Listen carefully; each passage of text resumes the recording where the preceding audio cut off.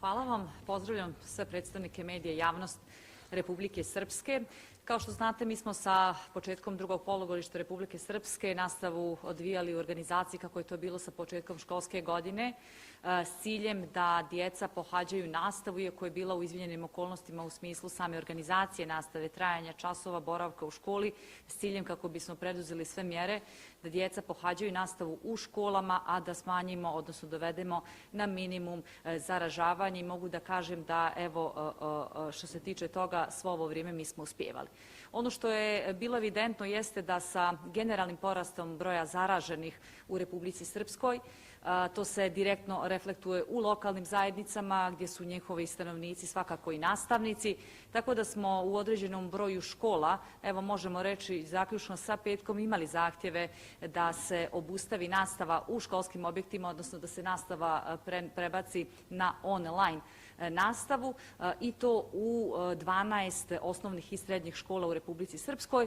Imali smo čak i situaciju u petak gdje je grad Trebinje, uvažavajući sve preventivne mjere, zahtijeva od ministarstva da sa inicijativom njihovog lokalnog kriznog štaba obustavi 6 osnovnih i srednjih škola, dakle kompletne ustanove obrazovanja u njihovoj lokalnoj zajednici.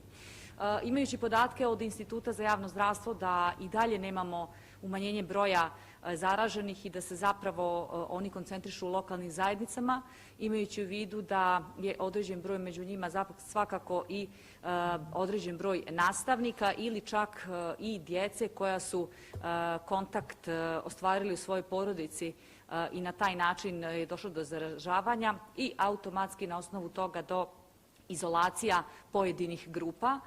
Mi smo predložili štabu da u skladu sa svim mjerama koje donosi danas štab obustavimo kompletnu nastavu u svim osnovnim i srednjim školama u Republici Srpskoj na 7 dana u školskim objektima, te da se nastava dalje organizuje online, dakle u narednoj sedmici, i pratit ćemo situaciju da vidimo kako ćemo dalje postupati. Ono što je važno napomenuti jeste da će sutra Ministarstvo prosvjete i kulture ujutru dati jasnu instrukciju svim školama po pitanju organizacije rada i onih zaposlenih koji nisu nastavno osoblje, dakle nenastavno osoblje, da samo oni koji imaju potrebu borave, odnosno dolaze na posao u školu, ukoliko njihovi zadaci to i zahtijevaju. Što se tiče ustanovama kulture, također u narednih 7 dana zatvaraju se ustanove kulture u cijeloj Republici Srpskoj, također iz istog razloga da pokušamo u ovoj sedmici da sa ovim mjerama stabilizujemo širenje virusa korona. Ja bih zaista, evo, sa aspekta ministra prosvjete i kulture Republike Srpske, uvažavajući sve prosvjetne radnike, učenike i roditelje, zaista apelovala na širu javnost Republike Srpske, sve građane Republike Srpske, da zaista pokušamo sve uraditi kako bi svako pojedinačno i individualno uticao na to da se umanji širenje koronavirusa u njihovoj lokalnoj zajednici, kako bismo svi zajedno izašli bolje iz ove situacije. Hvala. Hvala ministru, gospođi Trivić. Hvala vam na pitanju. Dakle, isto se odnosi na visokoškolske ustanove, odnosno univerzitete u Republici Srpskoj, koji će također u narednoj sedmici organizovati nastavu online, i sam proces rada zaposlenih na univerzitetu će definisati instrukcijama koje će ujutro poslati. Dakle, i studenti, odnosno njihovi profesori, idu na online nastavu.